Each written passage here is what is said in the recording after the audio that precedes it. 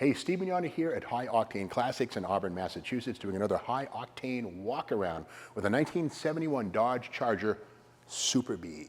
Now, we all remember 1968 and a half, the Dodge Superbee was Dodge's answer to the Plymouth Roadrunner, a budget supercar, an inexpensive muscle car that kids working at a supermarket theoretically could afford to buy under $3,000. In fact, way under $3,000. But standard 383, standard 4-barrel, standard 4-speed, standard big brakes, the Superbee was a heck of a car. Well, 1971 saw something different happen. The Coronet platform, which was the Superbee's parent, became the Charger platform for 71. And again, 71, the final year for the Superbee, until it was relaunched as pickup trucks, Rumblebees, etc. in more modern times, the 21st century. But again, 1971 Superbee, right here, a one-year wonder. And this one here, 383 Magnum, which was the base engine. You could also get the 426 Hemi and the 340 small block, believe it or not, in 1971. Now, 71 was a tough year because the insurance industry started to realize all those teenagers with all those muscle cars were banging them up and costing the insurance companies money. And so they began to apply surcharges. In 1971, if you had a Charger RT, you paid more insurance than you would with a Charger Superbee. So this was kind of an insurance buster. Now, again, this is the 1971 brand new Charger body style 3rd gen for the Charger. This would go through 1974. And in fact, in 1973, the roof line would change. The window would be more open and a little less macho, I guess. So 71 and 72, the only 2 years for this sort of peekaboo hideaway B-pillar right here. But again, the fuselage body style on this, if you kind of look at it, it looks sort of like an airplane, rounded at the sides. You know, was it an improvement on the 68 through 70? I don't know. I like them. And one thing about 71, the only year for these sort of flush-mounted, sort of sneaky looking markers at the corners. 1972, a big plastic thing, the corporate marker kind of cheapened the car a little bit. So again, 71, the only year for the purest of the 3rd gen Charger. Blacked out tail on Superbee, of course. The machine gun bazooka style exhaust tips right here, optional on Charger RT and Superbee, seen here. Cars sold in California, you couldn't get those because they're a little bit louder. And as a result, California noise standards, they didn't meet them. But again, classic styling. And again, the little Superbee here is reflective, kind of cool right there. And that has been revived. Of course, we all know the Dodge Scat Pack Edition Charger and Challenger have brought back Dodge's Racing Bee. Now, these cars have massive trunks. The funny thing about these is that the 66 and 7, the original fastback Chargers, had a small trunk, but a big area to put things into. 68 through 70, a pretty decent sized trunk, but the biggest of them all, right here, 71 through 74. Massive trunk. You could certainly put, a couple of weeks worth of groceries in here, you know, travel with the whole family, no problem at all. And massive trunk. So a useful car, but again, Charger never sold as a convertible or a 4-door, at least not in this period of time. Of course, the 21st century, the Charger can be had, and it can only be had as a 4-door. But the Hemi is back. Now, speaking of Hemis, we have to look under the hood. What do we got? Okay, we already know it's not a Hemi because we see the 383 emblems. But something very cool about this Superbee is it has the optional N96 Air grabber right here, also known as the Ram Charger hood. Now, this first appeared in 1970 on Plymouth Roadrunner and GTX, but for 1971, Dodge, Charger, and Superbee got their own version of the air door.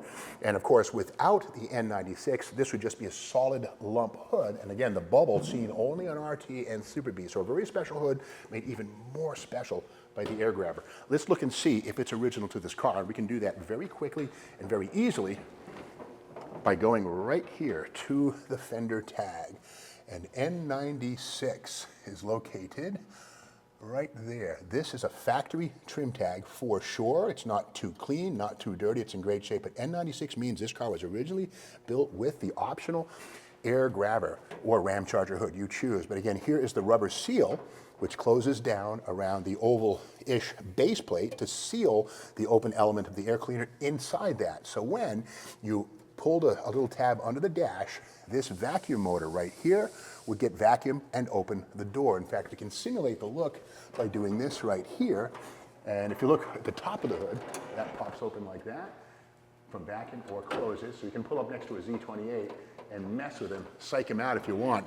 And of course, the interesting thing is that when this is running on cold air, this orange flapper here closes fully, so underhood air is not drawn in to dilute the fresh air charge. Meanwhile, when the door is closed up top, this is opened, which then allows the engine to get warm air from under the hood, which helps it to warm up sooner and faster. So one dedicated system right there, the Ram Charger / air grabber, also available on Plymouth Roadrunner at this point in time. But getting back to this one here, this is the 383, potent little engine, 330 horsepower for 1971, nothing wrong with that. And one thing about these is the upswept high flow exhaust manifolds, cast iron, but unlike the logs that would be found, say, on a station wagon or a pickup truck, these are kind of a cross between a standard manifold and a max wedge, and they actually are more streamlined and have less restriction than would a regular 383 two-barrel type deal. And here's the vacuum canister here. It helps to make vacuum or save it for the vacuum lines leading to the Ram Charger hood. 1971, of course, first year for the optional electronic ignition. We see it right here, no points in that distributor. That's a good thing. This will become standard on all Chrysler vehicles by 1973. And this does have the heavy-duty cooling here, 26-inch wide radiator. And again, being a Superbee, this one does have heavy-duty suspension. We have to wonder what transmission is behind that 383. Remember, 1970 was the first year for insurance crackdowns, and my 1971, well, we have to look at that transmission because it tells us a lot about this car. Now, by 1971, the insurance industry kind of figured it out that 4-on-the-floor manual transmissions encourage those kids, the baby boomers of the 60s, to drive more aggressively. So if you had a 4-speed, the insurance industry would charge you extra for it. So for 1971, the Superbee got a 3-speed manual, which was a manual. You could still bang on it if you wanted. But again, no surcharge because of the 3-speed, unless you ordered the optional pistol grip 4-speed, and we have it here. So this was an extra $180 or so right here, and it's interesting too to look at it. The machete style, pistol style grip on this, introduced for 1970, carried on through 1972. But again, the bent handle here, all of this is totally factory stock stuff right here. And again, the pistol grip 4-speed in this one here behind that 383 makes this a pretty rare car. And again, the base engine on this would have been a 383 4-barrel with a 3-speed manual, the A230. So this is the heavy-duty A833, good transmission. And of course, this one has the standard Superbee 150-mile-an-hour speedometer, tachometer, the whole gauge package, all present and accounted for.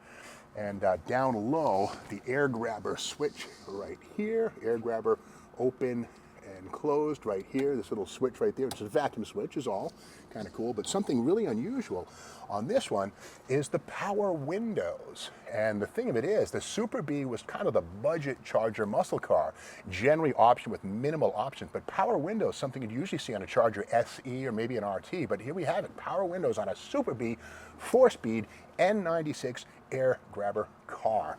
Very cool stuff. So this 1971 Charger Superbee would be the final appearance of the Superbee for many, many years. 1972 saw the performance model of Charger become the Charger Rally, R-A-L-L-Y-E, the English spelling of it, with 340s, 400s and 440s were certainly possible. The Superbee was gone. Now the air grabber hood, the Ram Charger N96, would live into 1972. A handful of cars got it.